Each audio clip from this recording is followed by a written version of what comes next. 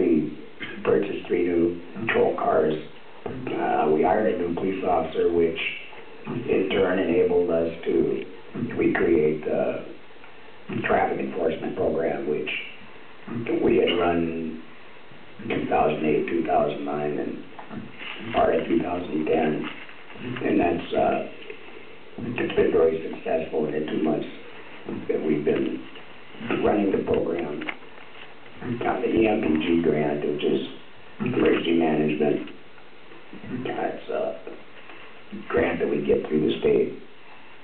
And through that grant, we were able to install a security system on the interior of the facility, the exterior, and we can scan over here to the parking lot for City Hall. And also we were able to wire the interview room, which we've been trying to do for a couple of years because the King County Prosecutor's Office had asked us to audio and video record interviews of suspects where we were going to file charges, and so now we're able to do that. We also did our holding cell that when we have that occupied with someone for up to 8 hours, we have to monitor the cell, so we can now do that at 4 or 5 different locations throughout the department, so no one has to sit back and watch the room. We were able to buy VHF radios and ham radios, a bulk of those to be prepared for communication during an emergency event. And in 2014, I had set goals to reduce auto thefts and residential burglaries.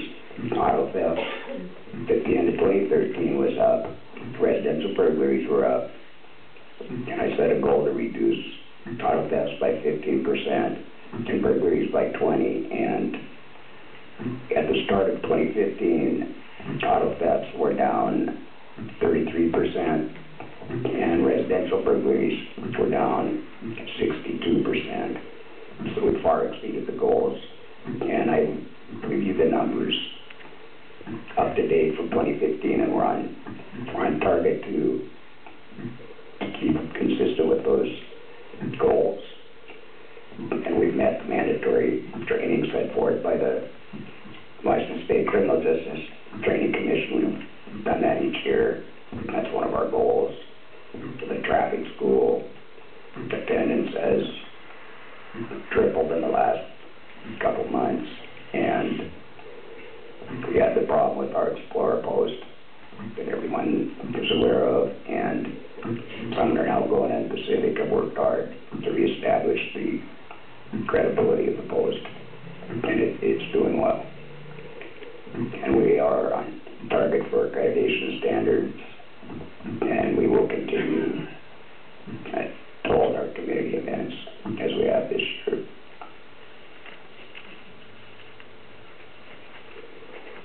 Thank you, John. And now, thank you, Jim.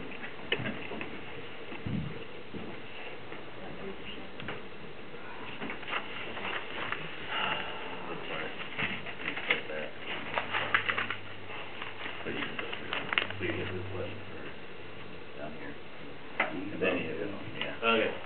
Good evening. I'm going to do my best to present this. Massive.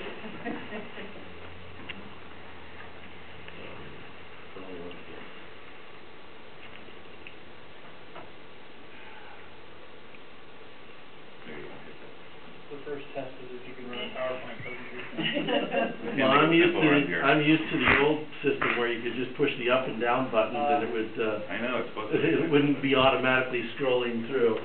So in 2000, administration and engineering wise, that's primarily Lance and myself. Lance worked on updating the procurement policies and procedures. It makes it a little bit easier when when we have contracts to be able to make adjustments on the go as opposed to stalling things, which can increase the cost of contract if you delay a contractor. Especially important with some of the larger projects that we've been undertaking. but we try and stay ahead of things so that we know what's going on there.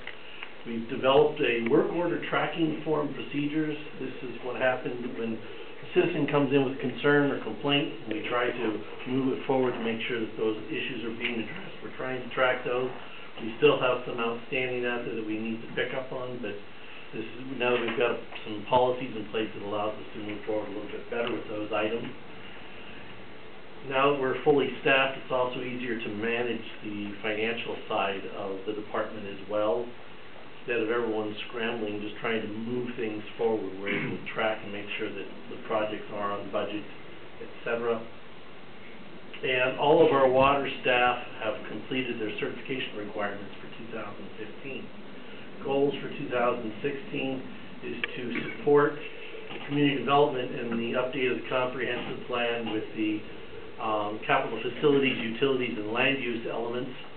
Participate in various regional transportation committees. This is especially important as we approach the beginning of 2016. The Puget Sound Regional Council will have a couple of grant opportunities, both regionally, King County level, and at Pierce County. So we have to participate in these teams, make sure that everyone knows who we are and we know who they are, so that we can sort of work in a cooperative effort and try and bring some money back here. And then another objective next year is to fill in one more maintenance worker position.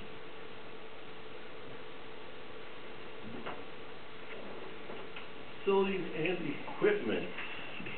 The parking lot, we striped the parking lot at City Hall. We purchased 2 new public works vehicles, purchased a new plotter scanner to start cataloging some of our old files. We've actually been working on that in the month of August. We had an intern in here who's been scanning a bunch of our old drawings, getting those into the computer system. That'll make them more readily available for all staff to get to these documents, especially the public works crew when they're looking for old projects that have been completed in the past. They're looking for some details. We purchased a new walk-behind paint sprayer, which will allow us to continue to stripe some small stop bars and other small projects, or if we need to do curbing in an area, in a location in town, then it'll aid in that, make it a little bit easier than trying to go out and solicit a contract. We can do that with in-house staff. And we've got some higher quality underground utility locate equipment to make that process a little bit better when we have emergency work that we have to go out and do a repair job. Next year's goals are to commission the Community and Civic Center Facilities Needs Assessment Master Plan. This is through the appropriation we received of $250,000 that Richard discussed earlier. And then some additional capital equipment, a bucket truck, a mini sweeper.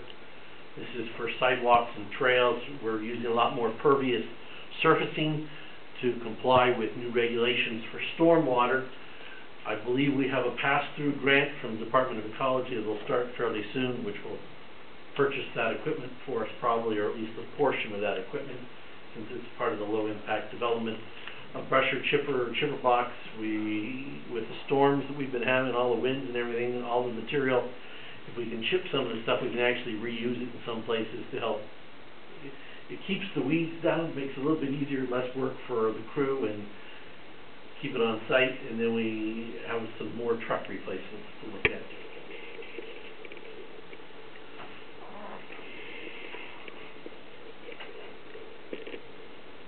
Public Works Park, whoops.